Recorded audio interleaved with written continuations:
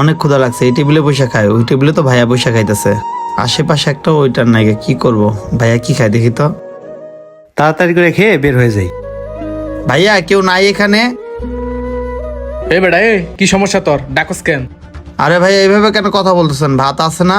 ভাত আছে, কিন্তু তুই এখানে বসছিস কে? তুই জানোস না এটা ভিআইপি হোটেল, এগুলা ভিআইপি সিট। আর তুই কার অনুমতিতে এখানে বসছস? বেটা তুই তো একটা বাসের হেল্পার, তোর সাহস কি করে হলো এখানে বসার? তুই সামনে যা, তোর জন্য সামনে সিট আছে।